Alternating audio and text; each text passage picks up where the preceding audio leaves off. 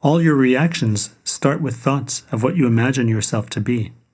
You already imagine that you are something you have to defend, someone whose importance you have to prove. It's as though someone asks you who you are and you say, "I went shopping and bought a white shirt and it's made of cotton." These are all events of life that happen to you, and they're exactly what you are not. They are the story of your life. You were born in this country, you went to that college, this is your name, and these are your credentials. What do those have to do with you? When we are not present, we relate to people from our ready-made perspective. To truly relate, you have to be there. You have to be present. You can't relate from what you've accumulated in the past. To relate, the first statement always has to be, "I am." And then, through that amness, you can relate. The moment of knowing I exist is a moment of the present. All suffering belongs to the past and future. Freedom from suffering is possible only by coming to the present. But the present has to be understood.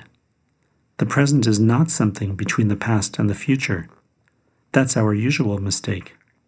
The present is a dimension above the dimension of time. The dimension of time, of past, present, and future, is the horizontal line. All our story takes place there. Oh, when I was young.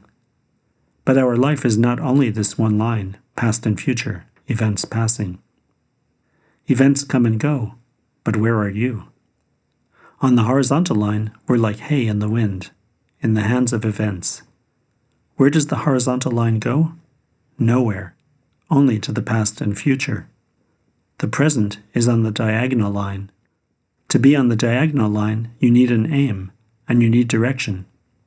This aim belongs to the third relationship, the relationship to yourself.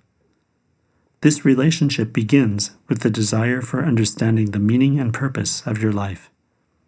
Anything you sincerely wish to understand brings you to one fact.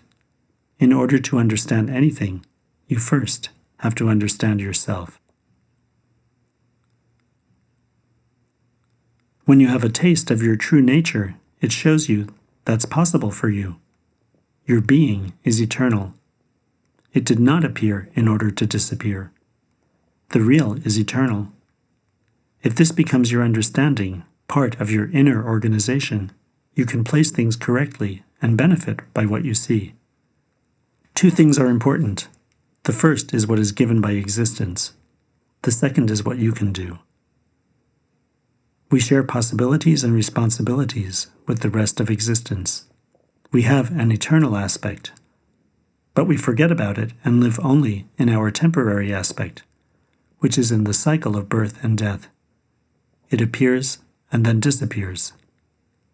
How can we work with our body, mind, and feelings to increase our receptivity to our true nature? You wake up in the morning. Your body is in a certain state. Your mind immediately comes in with a list of things you need to do. The events of life come, and they affect you. They throw you off center. The first thing to do is to see that is so, and bring acceptance to it. Acceptance is free of conditioning.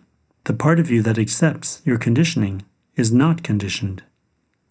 From here, you have a direction. Bring body and mind together. Existence has two attributes. It is conscious.